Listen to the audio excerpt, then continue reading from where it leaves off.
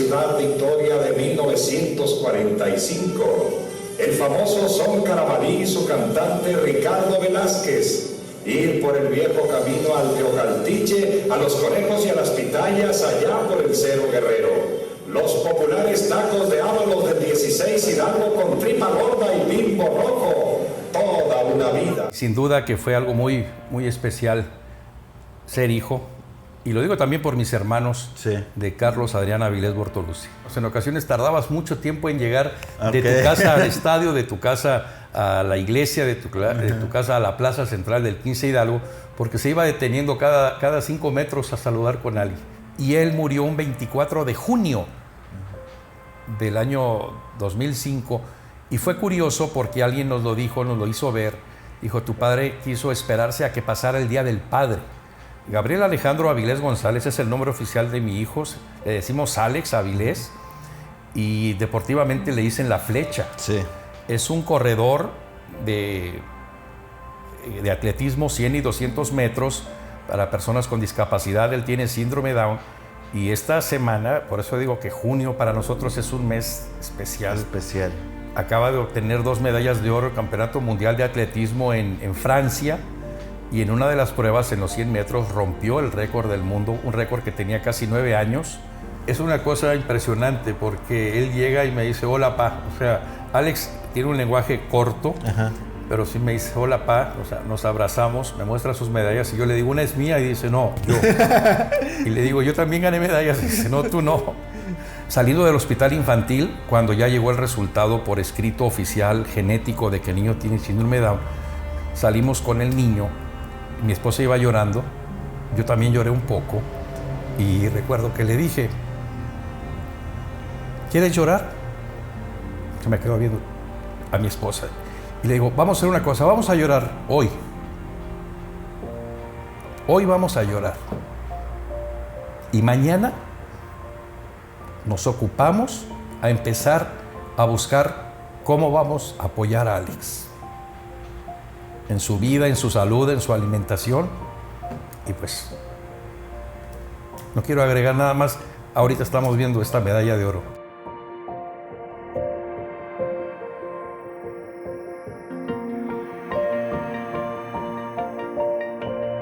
Bienvenidos a una nueva charla con Dani. El día de hoy será una charla muy especial y es que este domingo se celebra el Día del Padre en México y por eso tenemos un invitadazo el día de hoy que nos va a hablar de muchas anécdotas sobre su padre y también sobre él, porque también es papá. Fíjese nada más, nuestro invitado del día de hoy es un reconocido locutor victorense que por muchos años nos ha mostrado la música que hemos visto en el cine, un programa del cual yo soy fan desde hace muchísimo tiempo y de esto vamos a hablar más tarde, entre muchos otros programas que ha tenido.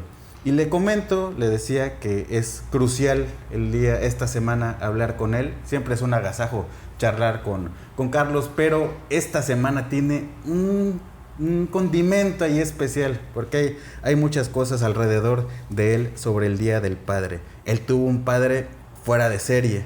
Es hijo de una leyenda de la locución, de la voz emblemática de Victoria, de un ícono victorense. Es hijo del gran Carlos Adrián Avilés Bortolucci. Y aparte, nuestro invitado del día de hoy es padre de Alex Avilés. Es doble campeón mundial de atletismo para personas con síndrome de Down. Lo acaba de conseguir en Francia. Así que hay muchísimo de qué hablar. Quédese con nosotros que va a estar muy buena la charla del día de hoy. Damos la bienvenida a Carlos Adrián Avilés Arreola. ¿Cómo está? Bienvenido. Y Daniel, muchas gracias. Es un gustazo. Un gusto estar platicando contigo siempre y con todo el público de Expreso. ¿Cómo estamos batallando con el calor?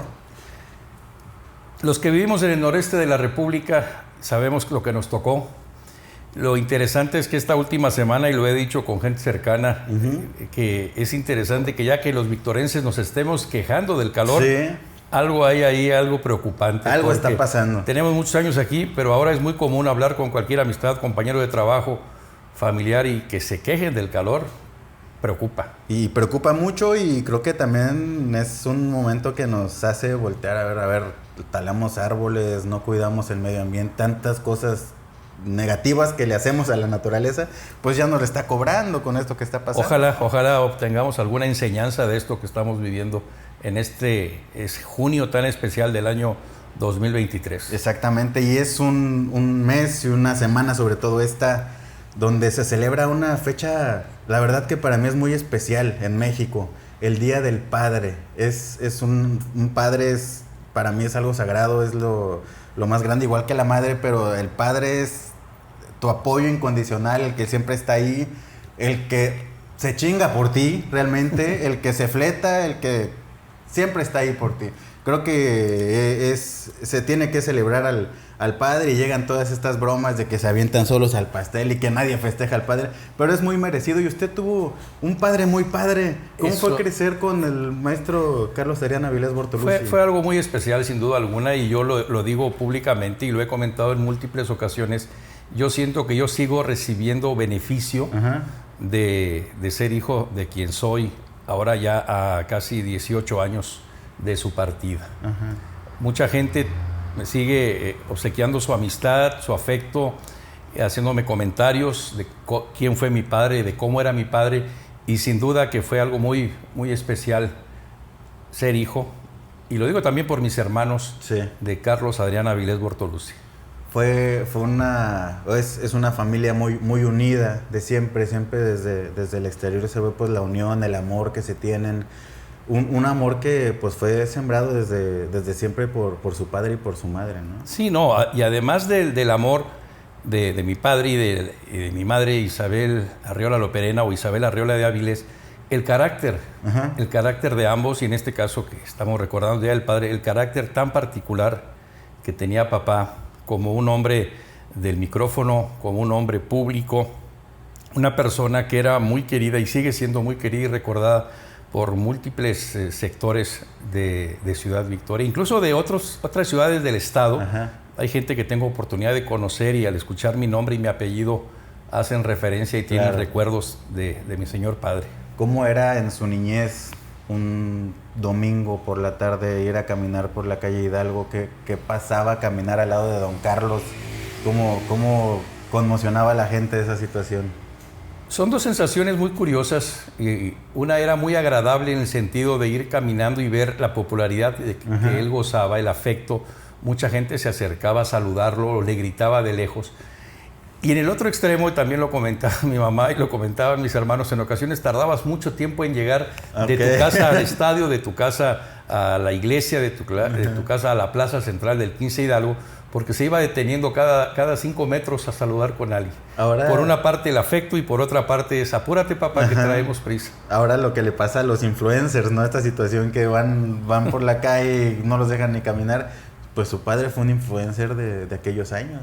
Pues sí, y ahora que de muchas personas nos cuestionamos el significado de este concepto de influencer, tienes razón, yo lo ubico así como un líder de opinión, que en su momento, pues la radio, aceptemos que hace muchos años en Ciudad Victoria no había tantos medios, no había tanta competencia, y mi padre tenía esa magnífica exposición, la radio, sus programas, pero además los eventos cívicos, los eventos políticos, el fútbol, que sin duda, sin duda mucha gente lo recuerda y lo ubica siendo la voz oficial del estadio Marte Regómez. Fueron muchos años en radio, que hizo mucha labor social su padre. O sea, es indudable que desde la radio hizo labor social y creó hasta situaciones para el deporte, para el arte incluso, desde la radio. Sí, y se podría decir que fue pionero en muchos sentidos. Se hacían maratones radiofónicos para recolectar alimentos, ropa, para personas de lo que antes era el cuarto distrito, ahora es el altiplano tamaulipeco. También hacía colecta de metal, de llaves para hacer alguna estatua. Hubo diferentes... ¿A quién le hicieron una estatua de llaves en esos años?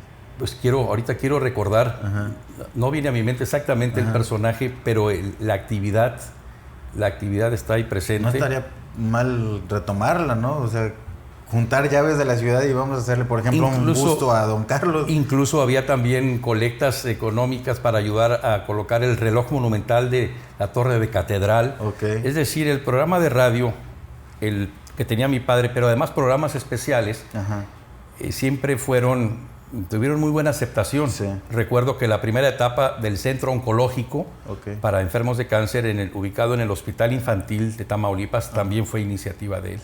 No, pues la verdad que queda mucha gente agradecida con tantas cosas en las que los apoyó en ese periodo. ¿Recuerda alguna vez, o la primera vez, si se acuerda, que acompañó a su padre a una cabina de radio?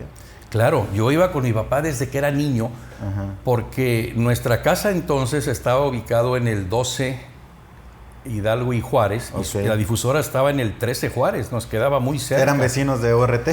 Yo iba con él y me ponía a hacer diferentes actividades, me ponía, ¿cómo decirlo sin echarlo de cabeza? A veces me ponía a inventar saludos radiofónicos. Cuando eran los programas en vivo me decía, pásame la lista de 5 o 6 de tus amigos, los nombres de tus maestros. Yo los llevaba, él leía, nos están escuchando, Daniel Ríos, saludos. Sí. Y luego él me explicaba, eso es para motivar a que más gente llame. Hable, claro. Es para que alguien se enganche o le dé celo, le dé envidia o se motive y se quite lo chiveado. Yo también quiero, ¿no? Y quiero entonces saludos. él me ponía, me pedía eso. Yo estaba maravillado y yo lo platico actualmente con mis colegas de la radio, que en ese entonces los locutores tenían una doble o triple misión, tenían que operar todos los controles técnicos, niveles de volumen, los discos antiguos o los cartuchos, cassette, lo que se necesitara, subir, bajar volumen, estar pendiente del reloj. ¿Las llamadas? Exactamente, conectar el teléfono, y actualmente la mayoría de los que estamos en la radio, yo creo que es mucho más cómodo. Ahora nos dedicamos exclusivamente a hablar y tenemos un compañero encargado de toda la operación técnica. Es una chulada y la verdad que ahorra mucho trabajo, pero antes era una joya todo lo que se hacía. O sea, era un doble o triple mérito, insisto, no solo de mi padre, sino toda la gente de su generación. También él, cuando me llevaba a cabina, me pedía que yo hablara al micrófono, y yo creo que inconscientemente él me fue creando esta vocación y el perderle el miedo al micrófono. Yo hacía participaciones muy pequeñas, decía qué hora es o la temperatura, o me ponía a leer algo que venía en el periódico y él hacía el comentario posterior.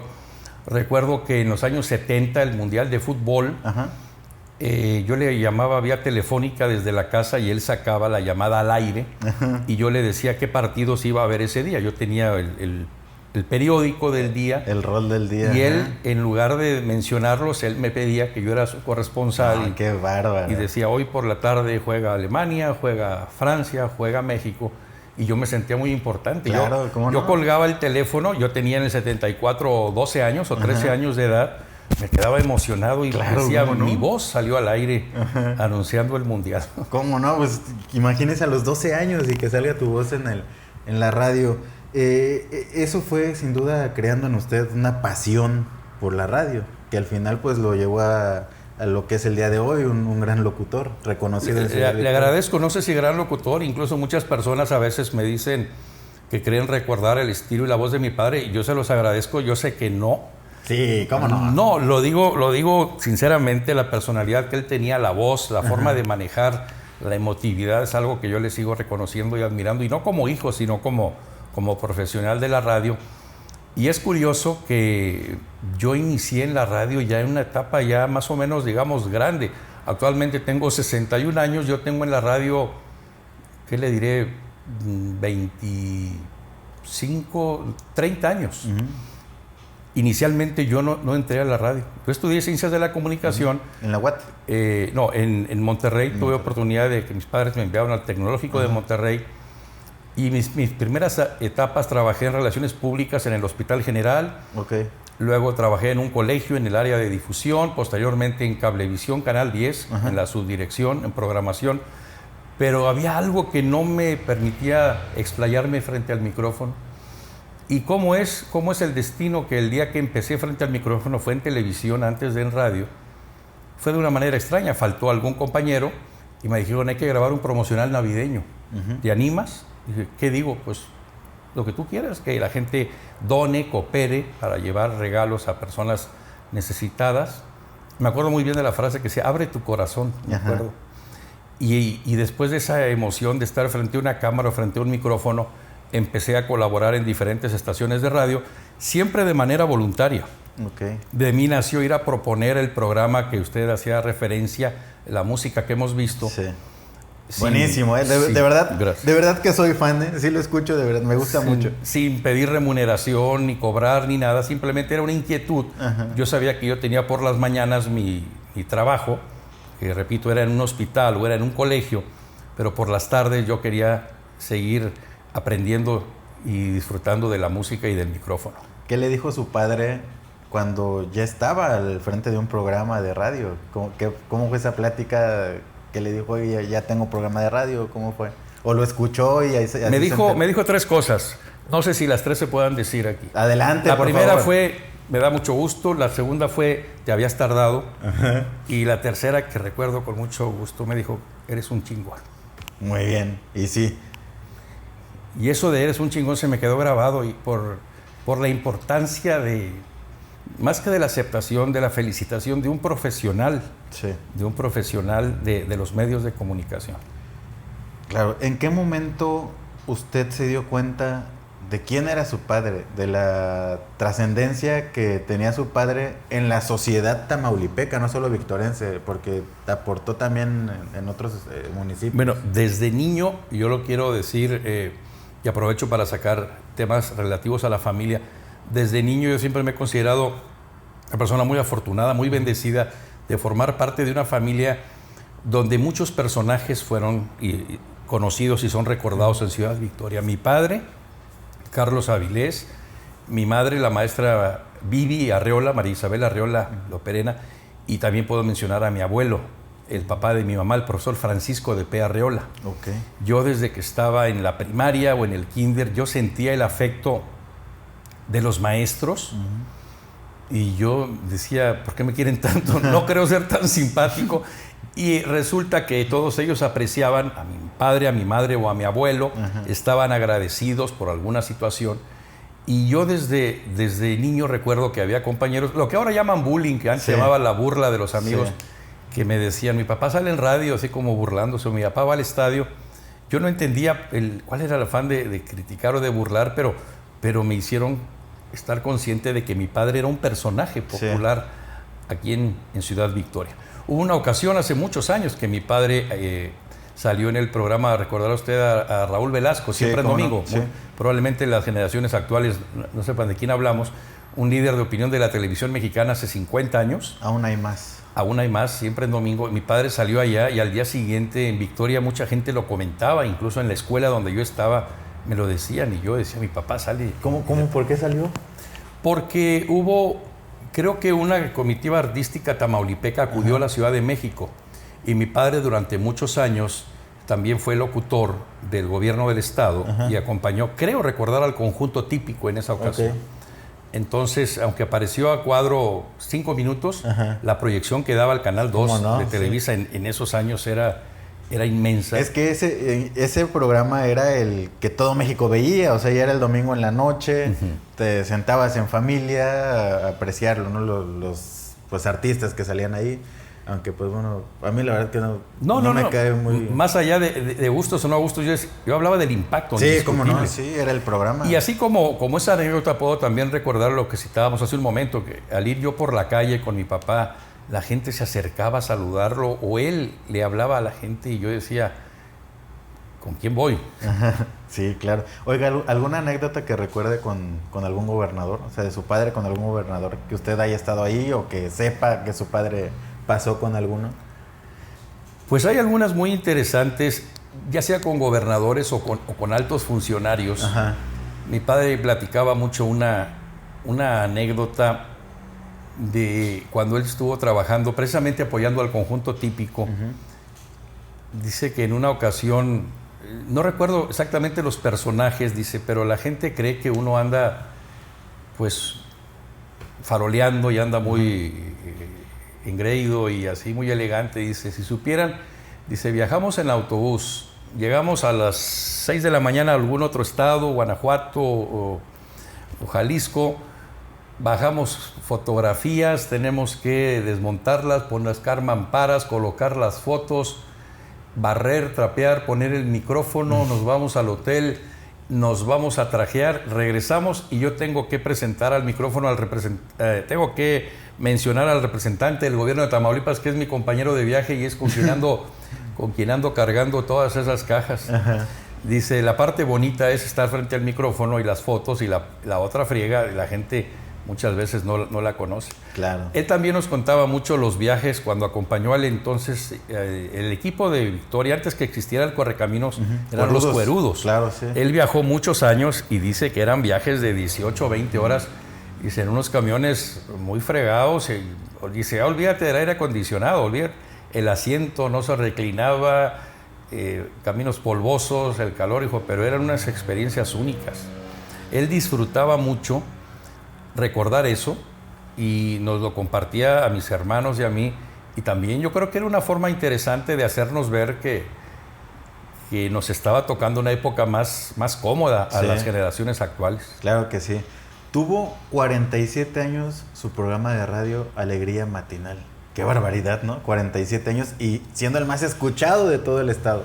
En algún momento alguien nos comentó, nunca corroboramos la información, que podía haber ingresado al famoso libro de Guinness de los récords mundiales, porque sí fue una permanencia muy extrema, efectivamente más de 40 y tantos años. Un programa donde, entre muchas otras cosas, daba tips para la vida, daba consejos, le gustaba a la gente escucharlo. Él tenía una frase, no sé si era de él, pero la usaba mucho, decía, todo cabe en un micrófono sabiéndolo comentar. Ajá. Y él decía que en el programa todo cabía y todo entraba. Y algo muy interesante, ya en sus últimos años de vida, en sus últimos meses, cuando la enfermedad que se lo llevó ya lo tenía invadido y lo tenía muy débil, él hacía el esfuerzo por ir a su programa, que era de 8 a 9 de la mañana. No importaba que el resto del día estuviera muy débil, agotado, o no cubría el resto de su función, porque él también tenía su escritorio y su oficina en la Organización Radiofónica de Tamaulipec. Su mente era ir al programa, eso era su reto, eso era lo que lo mantenía vivo y le daba fuerzas para seguir luchando. Era lo que más quería, ¿no? En ese momento. Avilés Bortolucci, ¿el Bortolucci de dónde viene? El Bortolucci es por parte de mi abuela, Ajá. ya fallecida también, Pierina Bortolucci Gasparini. Italiana. Muchas ocasiones cuando en la familia, tanto con mi padre o con sus hermanos o con mi abuela, cuando empezaban así muy intensos todos, empezaban los gritos, teníamos yo le llamo ese pretexto, decíamos, es que somos italianos, lo cual a veces es puro pretexto para justificar ahí que uno es como dicen actualmente, de mecha corta. Bueno, pero se trae en la sangre. Pero ¿no? por otra parte sí era una forma muy intensa de vivir. Yo lo he dicho muchas veces, yo le agradezco, y mis hermanos y yo le agradecemos a mi padre, que él nos enseñó a vivir tan intensamente. Él bailaba en la casa, de repente bailaba en la calle o en algún restaurante. Él nos enseñó a abrazarnos, a besarnos. Yo a mi hermano varón, que actualmente tiene 50 años, sí. Yo a mis hijos varones, yo los beso en público, lo cual a veces a algunas generaciones como que les sorprende un poco o no se acostumbran. Yo también saludo de beso en la mejilla a mi papá. Y por ejemplo también con primos hermanos de mi papá y con sus hermanos nos encontrábamos en algún lugar. Ajá. Y la gente que no nos conocía eran situaciones curiosas. Veía llegar a dos señores desconocidos de mesas diferentes, coincidíamos en un restaurante en alguna ciudad y nos besábamos. Y le hablo de hace 30, 40 años, sentíamos las miradas, pero fue algo que yo le agradezco, el enseñarnos a besarnos, a abrazarnos, a reír, a mostrar y a bailar. Cariño, ¿no? Mi padre era un gran bailador, de hecho, algunas personas probablemente recuerden la anécdota que mi padre y mi madre se conocieron en el conjunto típico tamaulipeco, fueron de los fundadores. Ajá. Y aunque obviamente en la casa lo que bailaba eran cosas diferentes, mi padre siempre tenía discos y recordaba géneros como el cha-cha-cha, el danzón, el mambo, y nosotros, mis hermanos y un servidor, crecimos escuchando mucha de esa música. Bueno, mucha cultura aparte, ¿no? En casa. Esta situación que me comenta de su abuela italiana, ¿alguno le enseñó italiano también? ¿Lo siguen hablando en la familia? Bueno, pasaba algo muy curioso. La familia de mi abuela era de una región cercana a Venecia, y allá hablaban un dialecto, no les diga eso porque se ofenden, pero que no es 100% italiano. Okay. No recuerdo el nombre exactamente, entonces tenían algunas palabras un poco extrañas. Pero algo muy interesante es que en un momento dado de la vida muchos de mis primos, gente que vive en otras ciudades, y mi hermana y un servidor, pues quisimos ir a Italia para conocer eso. La familia, las raíces, ¿no? Todo lo sí, que... y de hecho ¿Encontraron algo? ¿Algún pariente lejano? Nos llama mucho la atención el cine italiano, la música italiana. Sí encontraron algunos familiares, pero regresaron un poco tristes porque ellos imaginaban, como en las películas, que alguien va a Italia y te recibe el alcalde y la reina de belleza y el sacerdote y la banda de música. Y la ocasión que mi hermana fue, dice, no hombre, ni ganas de volver, ni nos pelaron, nada más nos vieron llegar y nos dijeron adiós. Ya no le gustó. Don Carlos Adrián Avilés Bortoluzzi nace en Tampico. Nace en Ciudad Madero y es algo muy interesante que a veces él, cuando iba bromeando con la gente por la calle, como dicen antes, como se decía, picudeando, decían, abajo Tampico, le gritaba gente de aquí cuando jugaba fútbol y Tampico. Arriba Madero. Cuando jugaba Correcaminos Tampico o Cuerudos Tampico, a alguien le gritaba, abajo Tampico, y decía, grítenle, yo soy de Madero. Mi padre nació en lo que llamaban, no sé si le sigan llamando, la Barra de Santa Cecilia.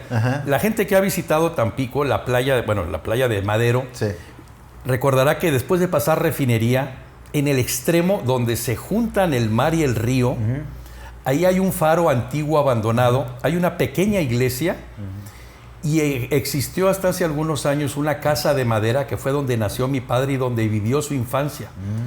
Y afortunadamente yo recuerdo, cuando voy para allá me da mucha nostalgia, creo que es la única, esa o una o dos más casas, lo demás son negocios de regatas o petroquímica del mar, hoteles pequeños, pero casas, solo había 2 o 3. Vale. Entonces yo digo, cuando surge el tema que mi padre nació junto al río, aproximadamente a 20 metros, y cerca del mar como a unos 200 metros. Qué chulada. Pero él decía que él era de Ciudad Madero. La gente, bueno, por costumbre dicen que es Tampico. Tampico, sí. Oiga, pero, bueno, era de Madero, pero creo que su corazón terminó siendo victorense, ¿no? Él lo dijo, finalmente él llegó muy joven aquí, llegó él nació en el 38, llegó aquí en el 58, aproximadamente 19 o 20 años. Y él ya nunca regresó para allá. Aquí aprendió a trabajar, dijo, aprendió a vivir, dijo, aprendí a amar y aprendí lo que es ser hombre y aprendí a ser padre de familia. Probó agua de la Peñita. Pues, dicen, entre otras cosas. Dicen, oiga, y bueno, era de Madero y todo, pero inventó la frase más icónica de Ciudad Victoria.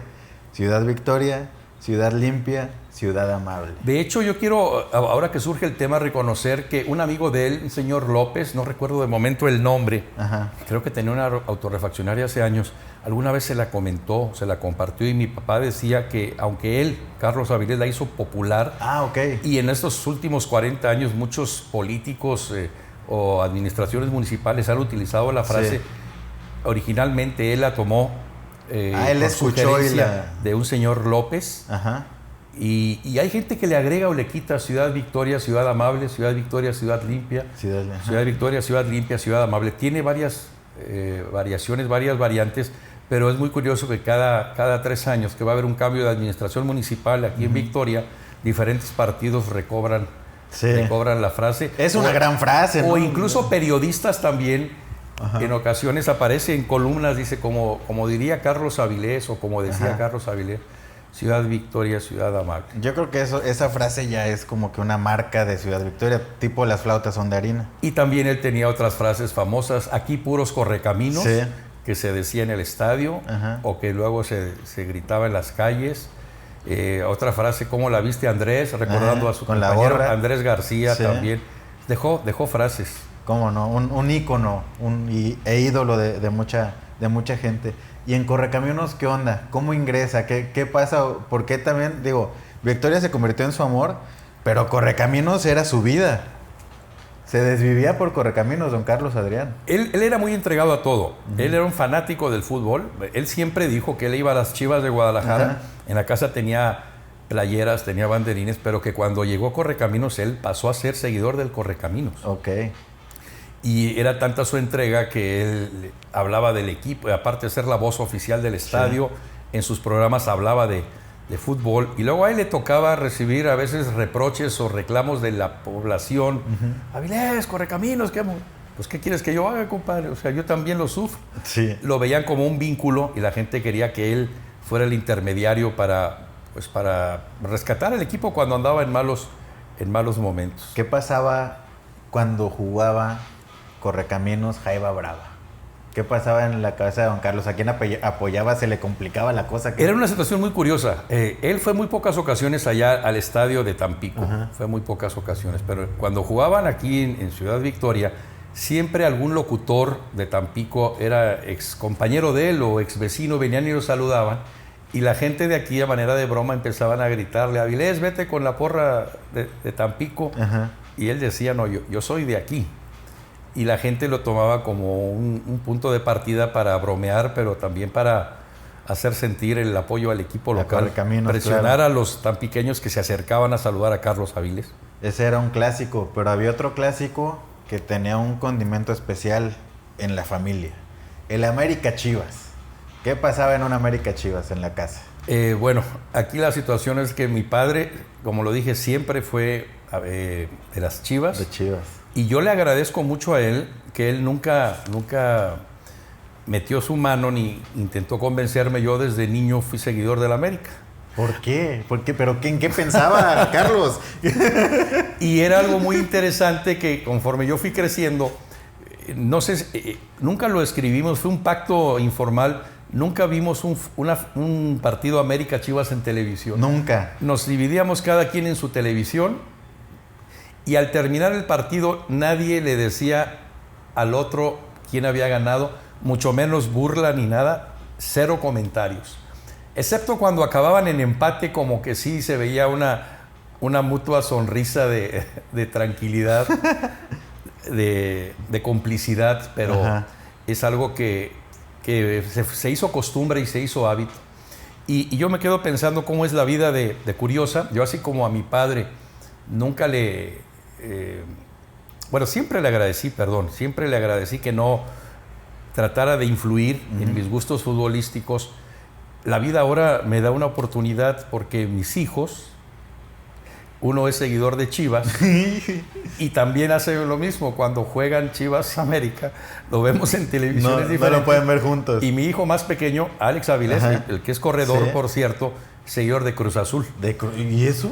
No sé, de repente él se apasiona. Eso sí que es raro, ¿no? Y entonces yo, cuando alguna vez algún amigo a manera de broma me dijo: oye, educa a tus hijos, oriéntalos, le dije: claro que no, porque yo tuve un ejemplo similar. Ajá. Así como la vida me permitió escoger mi equipo, yo siento que ellos tienen todo el derecho a escoger sus equipos. Muy claro que sí, y qué bueno que le da esa oportunidad.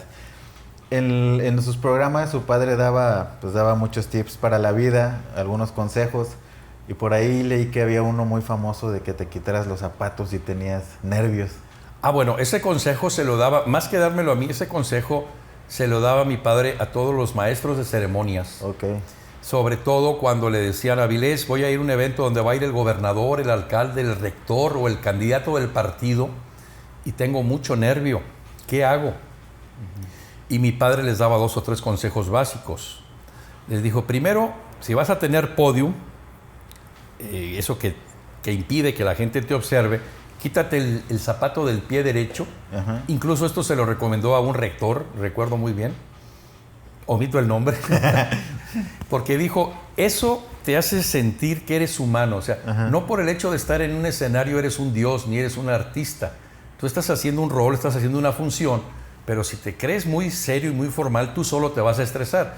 Si te quitas el zapato, te vas a reír de ti mismo y vas a pensar: si toda esta gente supiera que estoy sin un zapato, sí, te relajas, ¿no? Otro consejo que les daba, aparte de eso del zapato, era: si te está venciendo el nervio, no claves la mirada en nadie, porque esa mirada te puede estresar más. Busca un punto en el infinito allá al fondo, ya es como que estás viendo a alguien. Ajá. O a menos que tengas algún amigo tuyo conocido entre las primeras 3 líneas, haz contacto visual. Ese consejo era para los locutores. no de radio, insisto, Ajá. maestros de ceremonias de eventos públicos. Muchos consejos, me imagino que tiene almacenados usted en su corazón, en su mente, que le dio su padre. Vivió muchos momentos muy, muy bonitos con él, sin duda. En el 2005 sucede algo complicado para toda la familia, ¿no? Enferma don Carlos Adrián Ávila. Sí, él enferma, curiosamente, y yo siempre he dicho que mi padre fue un ser tan especial que hasta las fechas que marcaron su vida, las seleccionaba él o el destino. A mi padre le detectan su cáncer el Día de los Inocentes, el 28 de diciembre del año 2004, lo cual es muy extraño, digo, Sí. porque son en plenas fiestas navideñas, y se nos dice a la familia que le quedan 6 meses de vida. Muy duro, ¿no? O sea, escuchar Bueno, eso. eso prefiero no comentarlo, es una cosa impresionante. Y lo interesante es que nosotros ya sabíamos que él partiría en finales de junio, principios de julio, y él murió un 24 de junio del año 2005, y fue curioso porque alguien nos lo dijo, nos lo hizo ver, dijo, tu padre quiso esperarse a que pasara el Día del Padre. No olvidemos que el Día del Padre es el tercer domingo del mes de junio. Sí. No recuerdo de momento ese año 2005 ¿En qué cayó? en qué cayó el día que él murió, 24. No recuerdo cuál había sido el Día del Padre, pero fue una lección, porque así lo vimos nosotros como familia. Él no quiso morir antes del Día del Padre. Él se aguantó, bueno, su cuerpo aguantó para pasar esa fecha. ¿Y cómo fue esa fecha? ¿Qué hicieron? ¿Estuvieron con él juntos todo el día? Fue una cosa impresionante. Mi hermana en ese entonces trabajaba en Monterrey. Mi hermano menor, Luis Gerardo, solo somos 3 hermanos. Él vive en Houston, estaba en Houston. Yo estaba trabajando en ese entonces en el Museo Tamux, en el planetario, y recuerdo que me hablaron como a las 11 de la mañana. Pero tú sabes, porque como le decía, como ya habíamos hablado de ese periodo de 6 meses, días más, días menos, tú sabes que si recibes una llamada, Ya te lo esperas, ¿no? Sí, vente para el hospital, como que no hay mucho que agregarle. Yo muy tuve bien. oportunidad de llegar a despedirme de él. Solamente estábamos mi madre, mi esposa Silvia y yo de la familia. Mi hermana venía en carretera de Monterrey, llegó horas más tarde, y mi hermano llegó de Houston el día siguiente.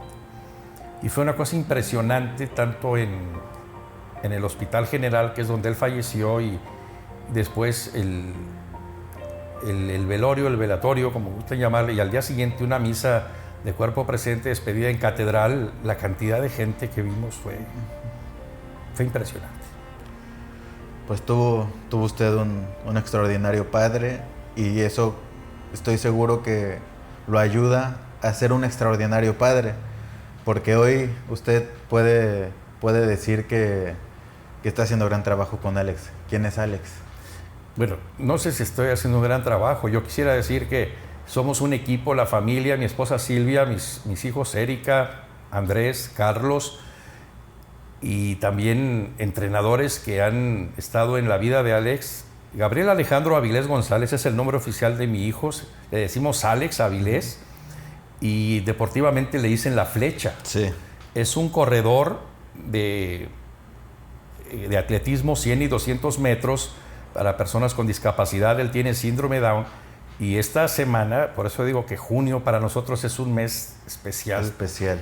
Acaba de obtener 2 medallas de oro en el Campeonato Mundial de Atletismo en Francia, y en una de las pruebas en los 100 metros rompió el récord del mundo, un récord que tenía casi 9 años, y es algo que nos tiene lleno de orgullo, de satisfacción, y yo lo digo, son cosas que son para compartirse, para agradecer a Dios, pero también para presumirlas. ¿Qué regalazo del Día del Padre le dio Alex? No, es una cosa impresionante.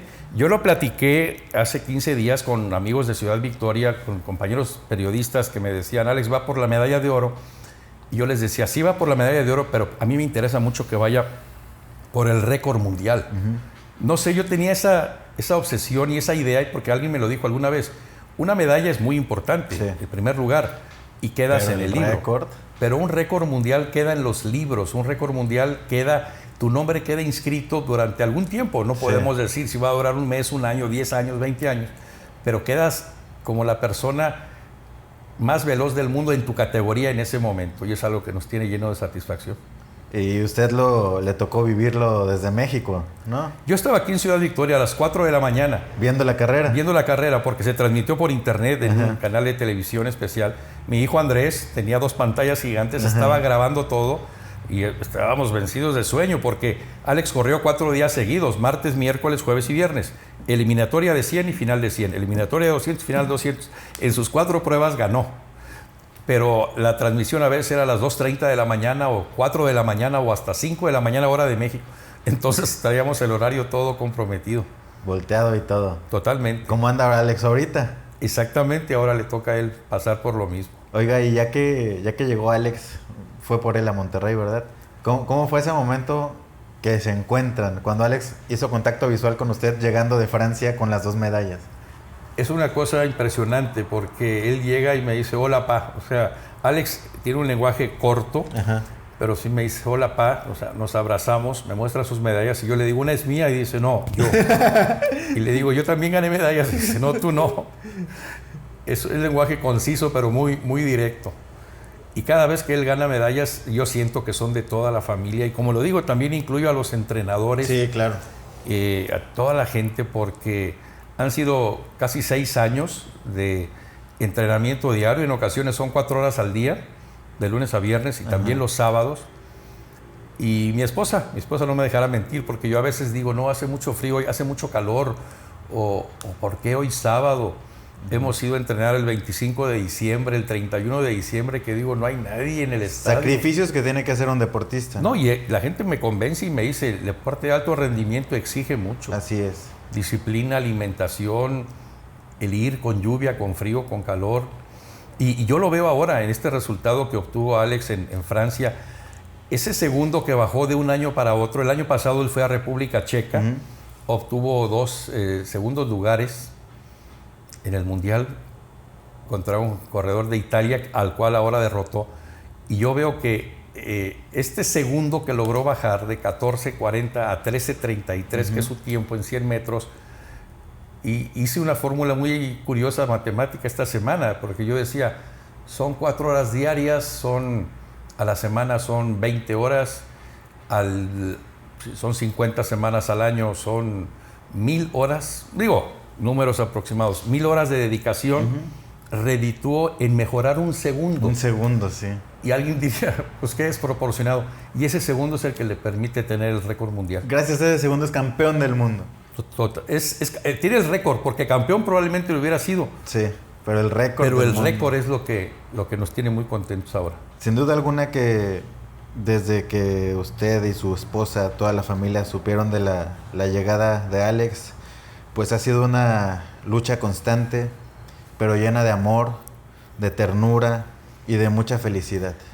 Cuando nació, que traes así toda la sensación, un doctor, que no voy a dar el nombre, nos dijo, oiga, pónganle al niño un nombre pequeño. Le digo, ¿por qué? Dijo, porque el niño pues no va a tener capacidad de aprender, facilítenle la vida. Yo me molesté y lo tomé como un reto, y le digo, ¿cómo quiere que se llame? Y le dije, ¿quiere que se llame Blas o Luis? ¿Quiere un nombre corto? Y el doctor se quedó serio, entendía mi molestia. Y le dije yo, si quiere le cambio el apellido también. ¿Cómo? Como que se fuera Blas Ruiz o sea, Luis Luna. O sea. Y cuando salimos le dije yo a mi esposa, él se va a llamar Alejandro. Dice, ¿por qué? Le digo, porque Alejandro fue Alejandro un conquistador, Alejandro Magno, pero aparte es un nombre impactante y es largo, es de 4 sílabas, y él se lo va a aprender. Y fue como un reto personal. El otro nombre de Gabriel fue idea de las abuelitas, que son personas muy religiosas, por el arcángel. Entonces el nombre de Alex es Gabriel Alejandro. Excelente. Y yo disfruto cada vez que alguien lo quiere saludar. ¿Cómo te llamas? Alex. Le digo, diles cómo te llamas. Gabriel Alejandro Avilés González. O sea, que sepa sus 2 nombres y sus 2 apellidos. Inmediatamente recuerdo ese reto que nos dejó el doctor de que él no iba a poder decir su nombre. Sí. Yo le quiero agregar, no sé si tengamos tiempo, pero adelante, yo le favor. Quiero agregar 2 temas muy interesantes a propósito de de Alex y de los meses. Alejandro nació el 2 de mayo. Cuando él nació, existía la sospecha que tenía síndrome Down, pero es necesario hacer un examen que se llama cariotipo. Tienen que hacer un estudio genético de sus células, y ese no se hacía en Victoria, no sé actualmente, pero cuando él nació hace 19 años, se hizo en Monterrey, Nuevo León, en el hospital universitario. Tardaron casi un mes en darnos el resultado que nosotros ya preveíamos. En junio de ese año, en junio del 2004, nos corroboraron que efectivamente tiene síndrome Down. Y ahora estamos viendo que en junio del 2023 obtiene el récord mundial. Es cierto. De repente uno junta así ideas y dice, junio es especial para nosotros en muchos sentidos. Además de que es el Día del Padre. Sí. Mi padre murió el 24 de junio. Y entonces yo estaba recordando eso hace algunos días. Es un mes importante para todos. Y si me permite agregar algo muy brevemente, alguna vez alguien nos preguntó que si cuando nos dieron la noticia corroboraron de que Alex tenía síndrome de Down, ¿cómo lo tomamos? Yo recuerdo mucho una frase, saliendo del hospital infantil, cuando ya llegó el resultado por escrito oficial genético de que el niño tiene síndrome de Down, salimos con el niño, mi esposa iba llorando, yo también lloré un poco, y recuerdo que le dije, ¿quieres llorar? Se me quedó viendo a mi esposa y le digo, vamos a hacer una cosa, vamos a llorar hoy. Hoy vamos a llorar. Y mañana nos ocupamos a empezar a buscar cómo vamos a apoyar a Alex en su vida, en su salud, en su alimentación. Y pues no quiero agregar nada más. Ahorita estamos viendo esta medalla de oro. Pues sí, punto final, Alex es campeón del mundo. Así tiene récord mundial. Y junio sigue siendo un mes importante en nuestras vidas. Buenísimo, y estoy seguro que vienen más junios con más cosas, con más récords del mundo, con muchos triunfos para toda la familia, con muchos programas más, con muchos relatos de la música que hemos escuchado. No me quiero despedir sin preguntarle qué siente cada que va manejando y de repente voltea y ve un letrero que dice Carlos Adrián Avilés, o lee una nota de una preparatoria que tiene el nombre de su padre. Usted se dedica mucho a analizar canciones del cine. Hay una que a mí me gusta mucho de Natalia Lafourcade que se llama Hasta la Raíz, que dice que aunque no hablemos de nuestro ser querido que se fue, siempre está ahí en algo. De alguna forma siempre está ahí. En esta plática aquí está. ¿Qué siente usted cuando ve a su padre en algo que hay en el espacio? Siento una combinación de tristeza, de nostalgia por querer abrazarlo. Siento orgullo, siento gratitud de que la ciudad lo recuerde. Y siento emoción porque Carlos, mi hijo, que actualmente tiene 23 años, cuando estaba más pequeño, pasábamos por la calle y decía, mira, la calle se llama como yo, sin pensar que era el nombre de su abuelo. Es una combinación muy, muy especial de emociones. Pero nunca pasa desapercibido ni la escuela preparatoria, ni la calle. Y también había una canchita de fútbol, recuerdo. También, sí. El nombre de Carlos Avilés sigue. Ahí por la Libertad, ¿no? Sí. Creo que sí. El nombre de Carlos Avilés sigue vigente y seguirá por siempre porque ya es una leyenda victorense. Así. Bueno, y antes de despedirnos, creo que para todos va a ser muy emotivo escuchar su voz entonando o leyendo, hablando esas frases con las que su papá durante 47 años cerró su programa. ¿Se podrá? Aquí lo traigo. Recuerdo que mucha gente nos ha preguntado de dónde lo sacó papá eso. Es un poema o un escrito llamado No desistas, de un autor llamado Rudyard Kipling. Y es algo muy curioso, lo que papá sacaba al aire es solo la mitad del texto original y él agregaba de su cosecha algo. Ah, ok. Metía, improvisaba y le metía. Sí, la parte final, que no la sé de memoria, pero él la decía, adelante, Señor, siempre adelante, con voluntad, trabajo, esfuerzo, energía, pero sobre todo con mucha fe, porque comprobado está que quien no tiene fe no tiene nada. Eso era de él, o de algún otro texto, vaya. Yo creo que pero sí. La primera parte sí era de... El poema. El poema. Y a ver si lo recuerdo de memoria. Aquí lo traigo, por si pues no. Yo quisiera retar a la memoria, pero le repito, es la mitad. Adelante. Cuando vayan mal las cosas como a veces suelen ir, cuando ofrezca tu camino solo cuestas que subir, cuando tengas poco a ver pero mucho que pagar y precises sonreír aún teniendo que llorar, cuando ya el dolor te agobie y no puedas más sufrir, descansar, hermano, acaso, pero nunca desistir. Nunca desistir. Y ahí él agregaba, adelante, Señor, siempre adelante. Descansar acaso debas, o descansar acaso, hermano. Y en ocasiones hay personas que se nos han acercado que quieren tener esa grabación y por extraño que resulte no la tenemos. No la tienen. Sería muy importante saber si alguien la grabó en algún programa de radio o y no sé, de repente en redes sociales se consiguen cosas. A ver si alguien de los que vean la entrevista nos pueden por ahí mandar. Y es que hay algo muy importante. Papá durante muchos años, cuando no existían redes sociales, él juntaba recortes. Él tenía libros, carpetas de recortes de pensamientos, de frases. Incluso hay una frase que él nos decía mucho a nosotros y a sus amigos y a la familia. No recuerdo que la haya dicho en radio, pero la quiero compartir con ustedes. Adelante, y con el público. Ahora que estamos en junio, el mes del Día del Padre. Sí. Mi padre siempre decía que todo papá tiene la obligación de subirse a sus hijos en los hombros. No solo para jugar, sino para permitir a los hijos estar más altos y tener un horizonte más amplio. Qué bonito. Muy, muy profundo y... Yo lo recuerdo mucho esa frase. La obligación es trepar a tus hijos en tus hombros y tú les permitas ser la base, que ellos vean que hay algo más allá de lo que tú alcanzas a ver. Excelente, pues muchas gracias, maestro. Muchísimas Carlos, gracias. Le agradezco Un gusto. tanto por lo que nos compartió. Nunca hay que desistir, porque así es la cosa. Muchísimas gracias. Feliz Día del Padre. Así es la cosa. Feliz Día del Padre a todos, a mi papá.